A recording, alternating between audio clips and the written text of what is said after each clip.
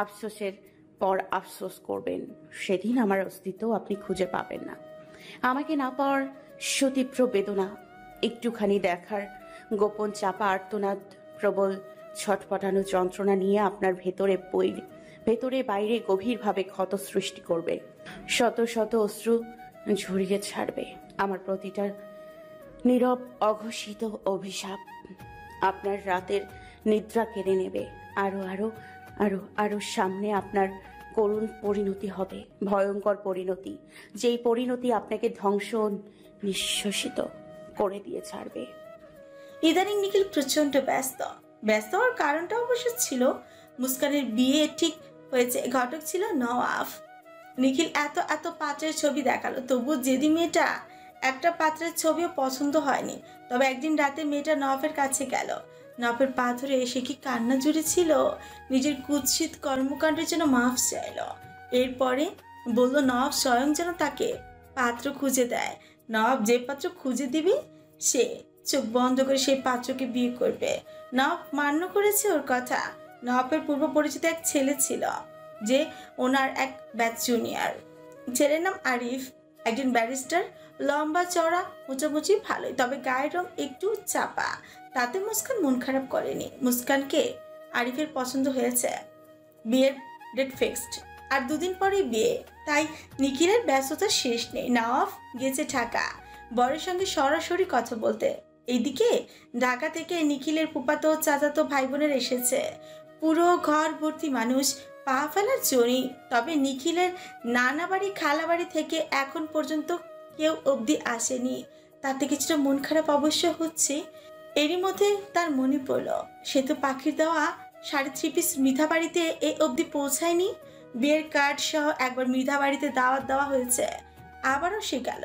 তবে এবার বিয়ের দাওয়াত দেওয়া উপলক্ষে নয়, অনন্যার দেওয়া জিনিসপত্র পৌঁছে দিতে। কাজল রেখার ঘরে নক করে ঢুকলেন। প্রথমে সালাম দিয়ে জিজ্ঞেস করলেন, কেমন আছো খালা? কাজল রেখা নিরুত্তর রয়, চোখ দুটি সম্পূর্ণ নির্বাক, এক ধ্যানে তাকিয়ে থাকে, যেমন জানালামুখী হয়ে ফ্যাল ফ্যাল করে চেয়ে আছে।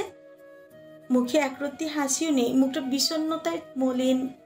চুলে একটু পাক ধরেছে। স্বাধীন বাড়ি নেই।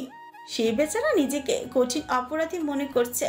তার ধারণা মতে ওই দিন যদি সে পাখির সঙ্গে ঝগড়া ঝামেলা না করতো, তাহলে আজ তারা 3 ভাই বোন একসঙ্গে থাকতে পারত। পাখিকে বাড়ি ছাড়া আর হতে হতো না। সেই দুঃখে সে বাড়ি ফিরে না। ঈদ কোরবানিতে নামমাত্র বাড়িতে আসে, দেখা করে আবার চলে যায়। থাকে না, থাকতে ইচ্ছে জাগে না। পাখির কথা বারবার মনে পড়ে। পিঠাপিঠি ভাই বোন তো, মায়া মমতা একটু বেশি। নিখিল কিছুক্ষণ নীরব থেকে বলল, কিছুদিন আগে পাখির সঙ্গে আমার দেখা হয়েছিল। কাজল রেখা সহসা ঘাড় ঘুরিয়ে নিখিলের দিকে বিস্মিত নয়নে চাইল। পরবর্তী কথা শোনার জন্য তিনি ব্যাকুল হয়ে উঠলেন। কঠোর মহিলা তো নিজের ভেতরে থাকা গভীর চাপা অনুভূতি ঠিক প্রকাশ করতে পারে না। নিখিল ওনার মনের অবস্থা বুঝল কিছুটা হলেও। সে শাড়ি বের করে কাজল রেখার দিকে এগিয়ে দিল। নাও, তোমার মেয়ের নিজের হাতে তৈরি করা শাড়ি। কাজল রেখা নীরবে প্রশ্নবিদ্ধ নয়নে চেয়ে থাকে। নিজের তৈরি করা শাড়ি? নিখিল বলে, ওভাবে দেখছো কেন? ভাবছো তোমার মেয়ে তৈরি করেছে কিভাবে? সে তৈরি করেনি ঠিকই, তবে তার ফ্যাক্টরিতে তৈরি হয়েছে। জানো, তোমার সেই ছোট্ট মেয়েটা আজ কত বড় রূপবতী হয়ে গেছে। কি সুন্দর করে গুছিয়ে কথা বলতে পারে, চাল চলন সব মুগ্ধ হওয়ার মতন। আমি তো প্রথম দেখায় চিনতেই পারছিলাম না, এত পরিবর্তন।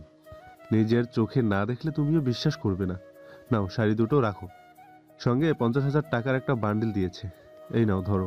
আজীবন তো মেয়েটাকে অকর্মা বলে গালি দিয়ে এসেছো। বলেছো ওর দ্বারা নাকি কোনো কিছুই সম্ভব নয়। এখন সে যা অর্জন করেছে চমকে যাওয়ার মতন। তার আর পিছু ফিরে চাইতে হবে না, শুধু 2 হাতে টাকা কামাবে। বড় বড় শোরুম, ফ্যাক্টরি, কারখানা দিয়েছে। মেহেন্দির বিজনেসও করছে। কাজল রেখা ওসব শুনলেন না। নিখিলের হাত থেকে শাড়ি দুটো নিজের কাছে ছো মেরে নিয়ে আসলেন। শাড়ি দুটো খুলে হাত দিয়ে গভীরভাবে স্পর্শ করলেন। 2 ফোঁটা অশ্রু বাড়ি নীরবে শাড়ির উপর চপচপ করে ঝরে পড়ল। তিনি অশ্রু ভেজা নয়নে দেখেন তার কন্যা পাখির তৈরি শাড়ি। তার সন্তানের এত বড় হয়ে গেছে, তার পাখি এত বড়। ওনার দেখতে প্রবল ইচ্ছে করলো।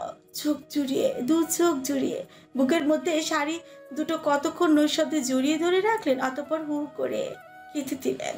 মায়ের মন তো সন্তানের এত লম্বা পথের বিচ্ছেদের জ্বালার যন্ত্রণা সহ্য করতে পারলেন না, বুক ফাটা আর্তনাদ করে উঠলেন। আমার বুকের মানিক, আমার স্বামীর শেষ অংশটুকু বুকে আগলিয়ে রাখতে পারিনি আমি অভাগা মা, নিজের সন্তানকে নিরাপত্তা দিতে পারিনি। কেঁদো না খালা, তোমার সন্তান মানুষের মতো মানুষ হয়েছে। এখন সে আগের পাখি নয়, সে যে কেউ চাইলে তাকে ভাঙতে পারে। কেউ কোনো কটু কথা বললে মুখ বুজে সহ্য করে নেবে। সে অনেক পরিবর্তন হয়ে গেছে খালা, অনেক। বিশ্বাস করো, তুমি চমকে যাবে ওকে দেখলে। ওর ঠিকানা দে, আমি দেখা করব আমার প্রাণভ্রমরার সঙ্গে। তোমার যেতে হবে না, ওকে আমি আসতে বলবো। সামনে মুস্কানের বিয়ে, আজই নিজে গিয়ে বিয়ের কার্ড দিয়ে আসবো, আর ওকে সঙ্গে করে নিয়ে আসবো। কাজল রেখার চোখগুলো খুশিতে জল করে উঠল। আমার ঘর আলো করে আমার মেয়েটা সত্যি আসবে নিখিল। জানিস, ও বাড়ি থেকে যাওয়ার পর থেকে ঘরের প্রদীপটা কেমন নিভে গেছে। তারা আর আগের মতো মিটমিট করে হাসে না, জ্বলে না। এত চিন্তা করো না, আমি বলেছি তো ওকে সঙ্গে করে নিয়ে আসবো। এখন থাকো, আগামীকাল মুক্তি স্বাধীনকে নিয়ে সকাল সকাল চলে আসবে। রান্নার কোনো প্রয়োজন নেই। পরশু কিন্তু মুস্কানের গায়ে হলুদ, তোমাকে আসতেই হবে খালা। তুই যা, আমি আসবো। নিখিল বেরিয়ে গেল, হাতে পাঞ্জাবি আর 3 পিস দুটো নিয়ে মুক্তিকে পুরো ঘরে খুঁজলো। মেয়েটা লাপাত্তা, গেল কই? সারা করে মুক্তিকে পাওয়া গেল না। পুকুর পাড়ে তার দেখা মিলল। এই ভর দুপুরে মুক্তিকে পুকুর পাড়ে দেখে অবাক হলো। এই জায়গাটি ছিল পাখির। তার একটু মন খারাপ হলে পুকুর পাড়ে এসে গাল ভার করে বসে থাকতো। নিখিল ওর পাশে দাঁড়ানোই আগে মুক্তি বলল, আমি অনেক বড় পাপিষ্ঠ, তাই না নিখিল ভাই? যার কারণে মা, ভাই, বোন, এমনকি আপনিও মুখ ঘুরিয়ে নিয়েছেন। 5টা বছর ধরে আমি যে কষ্টে একাকিত্বে ভুগছি, এর দোষ আমি কাকে দিব? নিজের ভাগ্যকে না আপনাকে? এসব কথা রাখো মুক্তি, আমার হাতে সময় কম। কথাটা বলে নিখিল মুক্তির দিকে দুটো শপিং ব্যাগ রেখে দিয়ে চলেই যাচ্ছিল। তন্মধ্যেই মুক্তি বলে উঠল, ভাবতেও আমার বড্ড অবাক লাগে, এই যে আপনি একদিন আমার সঙ্গে কথা বলার জন্য নানান বাহানা খুঁজছেন। সব সময় পরিস্থিতি এক থাকে না। মুক্তির কষ্ট হলো প্রচুর কষ্ট, বুক ভর্তি কষ্ট, চোখে নোনা বাড়িতে চিকচিক করছে। তার কষ্টের কথা মন করে কাউকে বলা যায় না, সবটুকু গিলে নেই সে নিজে। ফের নীরব থেকে বলো, ওকে দেখেছেন আপনি? দেখেছি। দেখতে কেমন হয়েছে? সুন্দর। শুধু সুন্দর না, চমৎকার সুন্দর, মুগ্ধ হওয়ার মতন সুন্দর। কিন্তু দিন দিন তুই এমন শুকিয়ে শুটকি হয়ে যাচ্ছিস কেন? কেন শুকাচ্ছি জানেন না? বুড়ি হয়ে যাচ্ছি, তাই শুকাচ্ছি। আমি কোন বুড়িকে বিয়ে করব না? মুক্তি উঠে দাঁড়ালো। নিখিল ভাবলো হয়তো রাগ করে চলে যাবে, তবে তেমন কিছুই ঘটলো না। উল্টো মুক্তি পেছন থেকে নিখিলের কোমর জড়িয়ে শক্ত করে হু হু করে কেঁদে দিল। নিখিল পুরোপুরি হতভম্ব হয়ে পড়ল। সে বুঝলো না মুক্তির হুটহাট অশ্রু বিসর্জন দেওয়ার কারণ, তবে আন্দাজ করে নিল তার বুকটা সূক্ষ্ম ব্যথায় জ্বলছে। এই যে মেয়েটা কাঁদছে, তা সহ্য হচ্ছে না। ইচ্ছে করছে ঠাটিয়ে দুটো চর বসিয়ে দিতে, বলতে, তুই কাঁদছিস কেন পাগলি? তুই কাঁদবি না, তুই কাঁদলে আমার মন কাঁদে, বুক কাঁপে। খবরদার কাঁদবি না। তবে সেসব ভরে না, আবার বাধাও দেয় না। ক্ষণকাল মনও থাকে, দেখতে চায়, জানতে চায় ওর কান্নার উৎস। মুক্তি নাক টেনে টেনে কাঁদে, ফ্যাসফেসে গলদেশে বলে, নিখিল ভাই, দয়া করে আপনারা কেউ এভাবে আমাকে অপরাধীর কাঠগড়ায় দাঁড় করিয়ে রাখবেন না। আমি এমনিতেই ভালো নেই নিখিল ভাই, রাতে ঘুম হয় না, পুরো রাত্রি জেগে থাকি, কত কথা ভাবি, কিন্তু কুল কিনারা পাই না জানেন। আচ্ছা নিখিল ভাই, পাখির সঙ্গে আমাকে একটিবার দেখা করিয়ে দিবেন, শুধু একটিবার। আমি ওর পা ধরে ক্ষমা চাইতে চাই, বলতে চাই আমি ওর বোন হিসেবে কলঙ্ক। যে নিজের বোনকে সম্মান দিতে পারে না, সে কেমন বোন? ও নিখিল ভাই, একবার শুধু ওর সঙ্গে আমার সাক্ষাৎ করান, বাকিটা আমি বুঝে নিব। ঠিক আছে। ঠিক আছে। ঠান্ডা শব্দটি শুনে মুক্তির অন্তর শান্ত হলো। চোখের জল বাম হাত দিয়ে মুছল। চলে যাচ্ছিল নিখিল। বলল, পাখি, তোরা স্বাধীনের জন্য কাপড় দিয়েছে, দেখ সব ঠিকঠাক কিনা। মুক্তির চোখ জোড়া খুশিতে উচ্ছ্বাসে ঝলঝল করে উঠল। হাতের তালু দিয়ে চোখের পানি তড়িৎ মুছে নিখিলের কাছ থেকে শপিং ব্যাগ দুটো নিয়ে নিল। এরপরে শপিং এর মধ্যে সামান্য উকি দিয়ে দেখলো পাকিস্তানি দুটো দামি থ্রি পিস। কমপক্ষে দুটো থ্রি পিসের দাম 12 থেকে 13,000 টাকা তো হবে। সে বলল, স্বাধীনেরটা স্বাধীন পড়বে কি না আমি জানি না, আমারটা আমি পরবো, কিন্তু যতদিন ও না আমাকে ক্ষমা করবে ততদিন ওর কাপড় আমি পরবো না বলে দিবেন। কথাগুলি বলে পুনরায় ঘরের দিকে ছুটতে লাগলো। নিখিল দেখলো দুরন্ত মেয়েটার দুর্দান্ত পাগলামি। নিজের ভুল যে বুঝতে পারে তার চেয়ে গুণী আর কে হতে পারে। মুক্তি আবারও ফিরে এলো। ততক্ষণে নিখিল চলে যাচ্ছিল। মুক্তি দৌড়তে চেঁচিয়ে গলা চালাতে ছুটে এলো, হাত দিয়ে ইশারা করে ডাকছে, এই যে নিখিল ভাই, দাঁড়ান। নিখিল প্রতিমধ্যে থেমে পড়ল। মুক্তি একটা শপিং ব্যাগ নিয়ে হাঁপাতে এগিয়ে এলো। নিখিল ফিকুটি করে ফেলে, শপিং ব্যাগে কি? আচার। আচার? হ্যাঁ আচার, পাখি আচার, লাড্ডু, চটপটি, ফুচকা, হালিম, ঝালমুড়ি, পিৎজা এসব খেতে বেশি পছন্দ করত। গত মাসে আমের আচার দিয়েছি, লাড্ডু বানিয়েছি, কেউ নেই খাওয়ার, অথচ পাখি থাকলে দুদিনও যেত না। মেয়েটার প্রিয় খাবার ছিল। আপনি ওকে দিয়ে দিবেন এসব, বলবেন ওর বড় আপা দিয়েছে। আচ্ছা। নিখিল হাঁটা শুরু করেছিল। মুক্তি বাধা দিয়ে দাঁড়ালো। নিখিল বিরক্ত পাড়া মুখে জানতে চাইল, আবার কি? আমায় সঙ্গে নেন না নিখিল ভাই, আমিও দেখতে চাই ওকে কতটুকু লম্বা হয়েছে, বড় হয়েছে, রূপ লাবণ্য বেড়েছে, মন ভরে দেখতে চাই। এসব তুই জানলি কি করে? আমি আমার দরজার সামনে আড়ি পেতে সব শুনেছি। মুক্তি, আমার লেট হচ্ছে। আমায় নিবেন না সঙ্গে নিখিল ভাই? মুক্তি চোখ জোড়া জলে আবারও কানায় পরিপূর্ণ। নোনা জলে চিকচিক করছে। সেই সঙ্গে বুকে ভেঙে চাপা আর্তনাদ বেরিয়ে এলো। ঠোঁট দুটি কামড়ে মাথা নত করে নেয়। হয়তো বুক ভেঙে ঠিকরে কান্না আসছে, কিন্তু লজ্জার কারণে কাঁদছে না। নিখিলে খারাপ লাগলো। সে নরম সুরে বলল, তোকে সঙ্গে নেওয়ার হলে তো হ্যাঁ বলতাম। আমার অনেক কাজ আছে মুক্তি। তুই তো ছোট নস, সব বুঝিস। বড় ভাই হিসেবে আমার কাঁধে অনেক দায়িত্ব। তুই যখন আমার বউ হবি তখন তোকেও এমন দায়িত্ব পালন করতে হবে। মুক্তি ফিংচি কাটল। ঠেকা পড়েছে আপনার বউ হওয়ার, আপনাকে বিয়ে করলেই তো। চুল পেকে যাবে তবুও কেউ বিয়ে করতো না। ওই ফালতু আমার কপালেই লেখা আছে, মিলিয়ে নিস। মুক্তি জবাব দিল না, তবে মনে মনে হাসলো। কেন জানি ভালো লাগলো কথাটা। মনটা খুশিতে পাকপাকম করছে। কখনো নীরব শব্দের ন্যায় নৃত্য করে বেড়ায়। সে দ্রুত রুমে চলে এলো। দরজার কপাট আটকে কতক্ষণ একা মুচকি হাসলো। হঠাৎ করে তার আজ একা লাগছে না। মনটা পুলকিত লাগছে। বিছানায় সেই শরীরটা হিলিয়ে দেয়। তারপরে ভাবে তার বোনটা সত্যি ভাগ্যবতী যে ওর আসার প্রসঙ্গ এলো। সবকিছু কেমন পাল্টিয়ে যাচ্ছে। চারপাশে উৎসব লাগছে। তার আম্মা আজ বিকেলে বাইরে হাঁটতে বেরোয়েছে। এটা আশ্চর্যজনক নহে, অথচ এই 5 বছরে একবারও সে দেখেনি বিনা কারণে তার আম্মাকে হাঁটতে বেরোতে। এবার আবারও কিছুক্ষণ আগে খবর পেল স্বাধীন আসছে, অথচ এই ছেলেটার ঈদ কুরবানি ছাড়া দেখা পাওয়া যায় না। এই যে নিখিল ভাই আজ অনেকক্ষণ কথা বলল, তাকে হবু বউ বলে স্বীকৃতি দিল, এত বছরে তা একবার উচ্চারণ করলো না। সবকিছু পাখির জন্য হচ্ছে। সে মনে মনে ভাবলো পাখি তাদের জন্য আসলেই রহমত। আর কখনো মেয়েটাকে দূরে থাকতে দিবে না। একবার আসুক, শুধু বাড়িতে দরকার পড়লে হাত পা বেঁধে রাখবে, তবু আর ছাড়বে না। আজ তার নিজের কাছে নিজেরই কেমন ঈদ মনে হচ্ছে। এত আনন্দ হচ্ছে যা বলার ভাষার বাহিরে। যেন সম্পূর্ণ মৃধা বাড়িটাই খুশি আনন্দে হাসছে। আবার তাদের বাড়িটা মানুষের কোলাহলে ভরে উঠবে। 3 ভাই বোনের হাসি আড্ডা পুরো বাড়ি নীরবতার দেয়ালে ভেঙে খিলখিল করে হেসে উঠবে। তার আর মন মানছে না। কখন আসবে ওরা? নিখিল হিজলা সদরে গিয়ে পৌঁছালো বেলা 4টায়। তখন বিকেল হয়ে এসেছে। রোদের তাপ কমে অনেকটা শিশিরে হিমেল হাওয়া বইছিল। অরুণা যে ঠিকানা দিয়েছিল সেই ঠিকানা অনুযায়ী গিয়ে দেখলো একটা কিন্ডারগার্টেন স্কুল। মনে মনে নিখিল রাজ্য বনে গেল। বেশ আশাহত হলো। এই জায়গা কেন? এই নামে কোনো বাড়ির নামই নেই। তার পঞ্চম ইন্দ্রিয় তখনই সংকেত দিল। এই জন্যই অনন্যা ওই দিন রহস্যময় হাসিটা দিয়েছিল।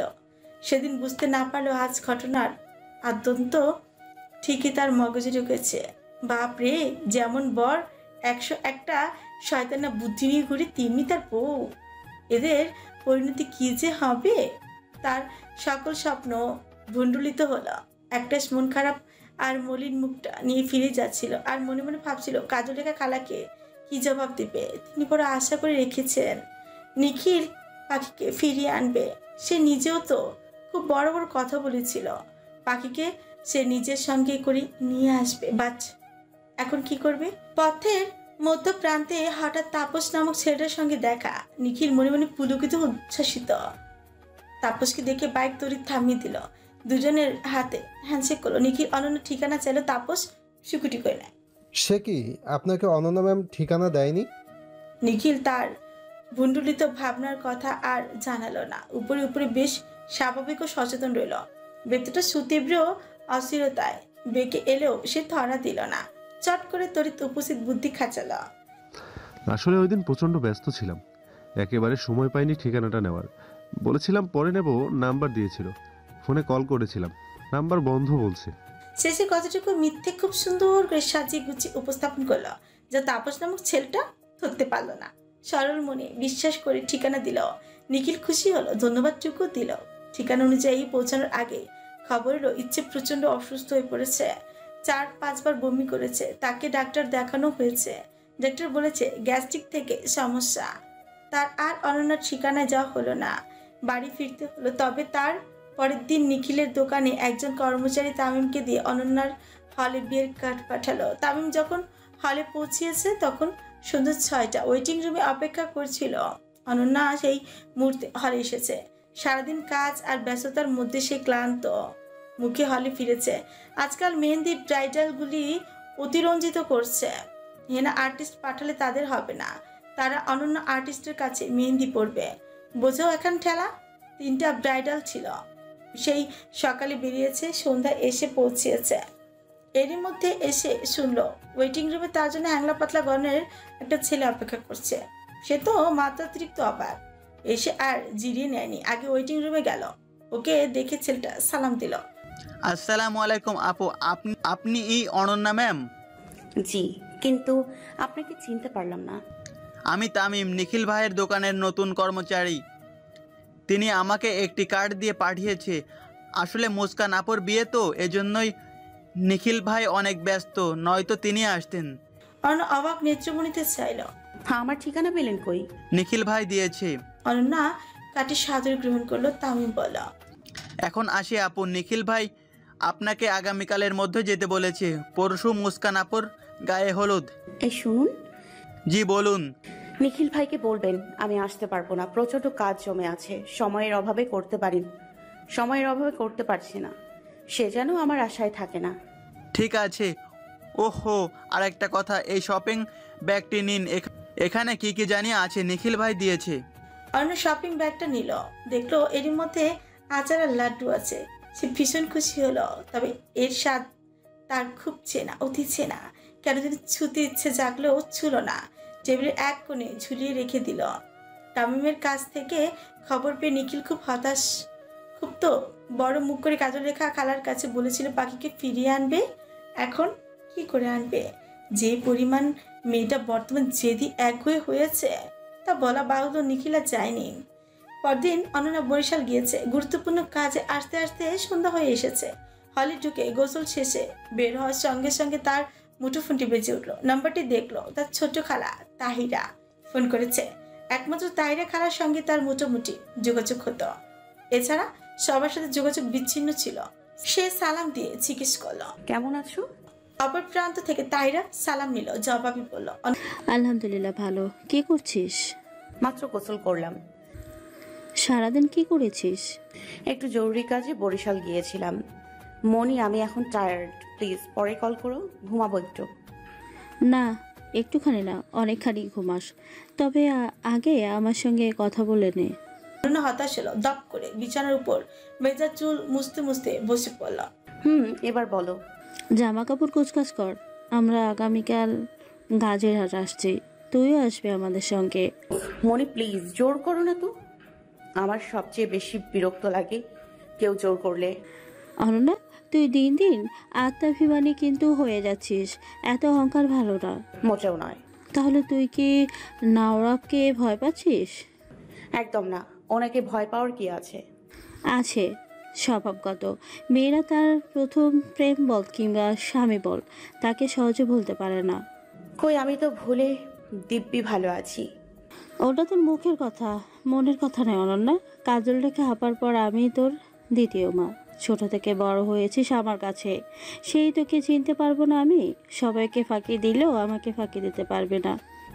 আমি জানি বাপু, তুমি ইদানিং অদ্ভুত অদ্ভুত কথা বলছো, তাও বড়দের মতন করে।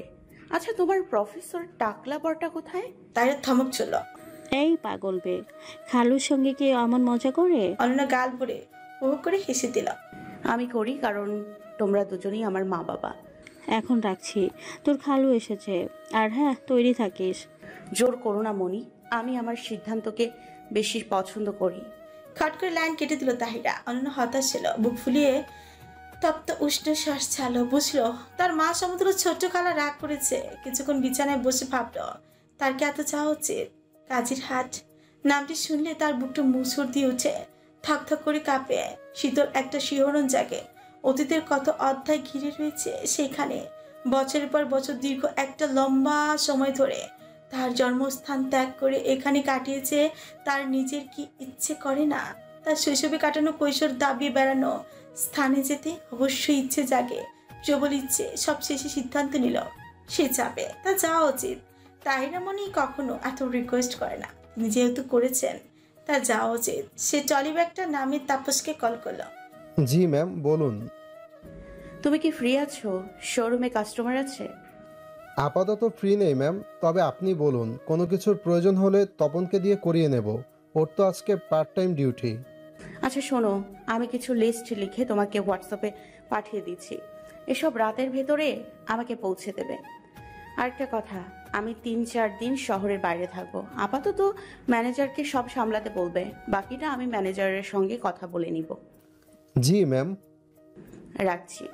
আধ ঘন্টা পর তপন এলো। সে তাপসের ছোট ভাই। দুজনেই অনন্যাস শোরুমে কাজ করে। বেশ কয়েকটি শপিং ব্যাগ ভর্তি করে কাপড় নিয়ে এলো। ওর কাছ থেকে কাপড় সংগ্রহ করে প্যাকিং করছিল। তখনই তার ক্লাসমেট মনির আসলো। অনন্যাকে গোছগাছ করতে দেখে সন্দিগ্ন ভিত্তিতে শোনাচ্ছি জানতে চাইলো, যাচ্ছ কোথাও? আমাদের গ্রামে। তোমাদের গ্রামে? মনিরা চোখে মুখে আশ্চর্য এক ভাব ফুটে ওঠে। এর অবশ্য কারণ আছে। এখানে আসার পর কম বেশি সকল মেয়েরাই ঈদ কুরবানিতে গ্রামে যেত, একমাত্র অনন্যাই যেত না। সে তার বন্ধু মলের সঙ্গে সময় কাটাতো, ওদের সঙ্গে ঘুরতে খেত, যেন ওরাই তার আপনজন ছিল। ওর ভাবুকে ডুবে থাকা মুখটা দেখে এক চিলতে হাসলে অনন্যা। তুমি দেখছি ভারী অবাক হচ্ছ। হ্যাঁ, তা হচ্ছেই, কিন্তু এতদিন যাও নাই কেন? ইচ্ছে করেনি তাই যায়নি। তাছাড়া মনি রিকোয়েস্ট করছিল। আচ্ছা অনন্যা, একটা কথা বলি, রাগ করো না, ঠিক আছে? এই যে তুমি মোটামুটি ভাই রে কে রে, এই যে তুমি মোটামুটি ভাই ফেমাস পারসন, টাকা পয়সাও কম নেই, মোটামুটি এই বয়সে ভালোই সফলতার মুখ দেখেছো, তবু কেন হলে থাকছো? ফ্ল্যাট কিনেই তো থাকতে পারো। অর্ণব সঙ্গে সঙ্গে উত্তর দিল না।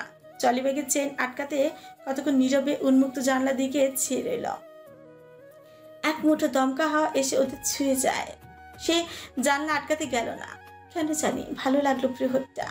বাইরে ছিঁড়ি বৃষ্টি হচ্ছে। দমকা হাওয়ায় সেই বৃষ্টির কয়েক ফোঁটা জল রুমের মধ্যে ছিটিয়ে দিয়ে গেল। অনন্যা দীর্ঘ মুহূর্ত নীরব থাকার পর বলল, আমি ফ্ল্যাট কিনছি না কারণ আমার নিজস্ব স্বপ্নপুরীর মতন দেখতে একটা স্বর্গপুরী আছে, যেখানে শান্তি আর শান্তি, যেখানে থাকলে প্রকৃতিকে খুব কাছ থেকে তুমি উপলব্ধি করতে পারবে। বিরক্ত করার মতন কেউ থাকবে না। বাড়িটা শহর থেকে একটু দূরে। এছাড়া এই হলের প্রতি আমার আলাদা একটা টান, মায়ার বাঁধন সৃষ্টি হয়েছে। আমার সফলতার গল্প এখান থেকে সূচনা। তাকে ত্যাগ করতে পারছি না। অদ্ভুত এক মায়া কাজ করে। এখানে ঘুমোতে গেলে যে শান্তি পাই অন্য কোথাও তা পাওয়া যায় না।